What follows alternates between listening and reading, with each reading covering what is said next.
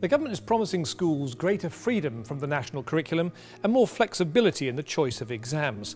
So is it goodbye central prescription, hello professional autonomy, and how exactly is that going to work? What teachers tell us is that the IGCSE as a qualification does not meet the needs of the majority of their students. I personally believe that schools know best what's right for their students, and the constraints of the national curriculum have limited us.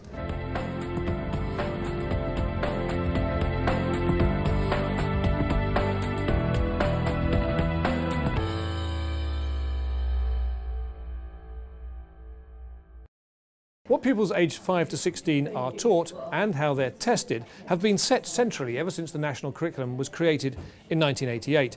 But now the Education Secretary Michael Gove says he wants to give schools greater freedom. For several years now, the compulsory core of the secondary curriculum has been slimmed down from the original 10 subjects plus religious education, particularly after the age of 14. The signs are that the coalition government wants to go further.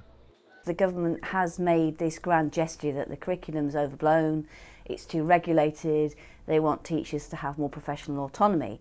Where we have some nervous is what this slimmed down curriculum will look like. There are probably two broad ways that they could do it. You could say, let's take the existing national curriculum framework and slim down the requirements within that. You could say, let's pare the national curriculum down to a small number of core subjects, and we will focus on prescription in those. My reading of what Michael Gove has said about the curriculum is that it's the second way that is the preferred way. So that means that we may be looking at pretty tight prescription in English, mathematics, science, and they've laid a great emphasis on history, with very little prescription elsewhere. In Cambridge, Parkside Community School is a specialist school graded as outstanding by Ofsted. It's likely to seek academy status and the curriculum freedoms that go with that. Already it's been innovating with the curriculum, offering diplomas from age 14. It also plans to teach the International Baccalaureate post-16. In general terms, I mean, the government's talked about wanting to give more curriculum freedom to schools. Yeah. Is that something that you welcome? I personally believe that schools know best what's right for their students, and the constraints of the national curriculum have limited us. And it's great that we can finally, move away in those areas we think it's appropriate to move away in. And as a core, the national curriculum has served its purpose and served it well. But I think when you are achieving very well and the students are looking to do new things, we don't want to be held back in doing those. Parkside knows all about the constraints of the national curriculum. 2 years ago, it started to offer the international GCSE as an option for some students in science. The choice was based on what it thought was best for pupils. Perhaps you could explain to us how it was that you first got interested in doing the IGCSE. Yes, I think it really came about because we were dissatisfied with the provision of separate sciences or even dual science run by OCR and Aqua. Essentially, governors were concerned, and a number of our governors are working in the university in science careers, that there was insufficient maths content and the sort of science that was being done wasn't a good preparation for further ed or higher ed.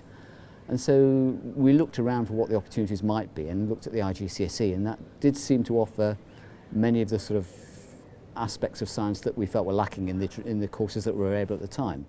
But the school had to stop teaching the IGCSE when the last government refused to put the qualification on the approved list because it didn't map exactly with the national curriculum. Now, I've got here magnesium and I've got here copper oxide. Science teacher Hannah Jones was disappointed the school stopped teaching the IGCSE, but continues to feel it offers something better for pupils who want to continue with science post-16. I think it's because it's very good for going on and being a scientist in later life. It gives that proper foundation.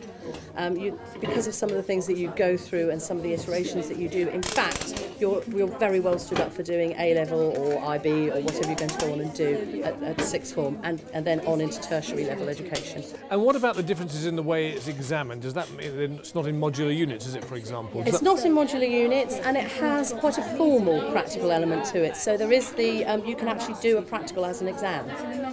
So, I mean, broadly, from what I'm picking up from what you're saying, it's really good for those who want to go on to be scientists, but may not be right for everybody else. Absolutely, yes. I don't think you would want to offer it to 100% of your students.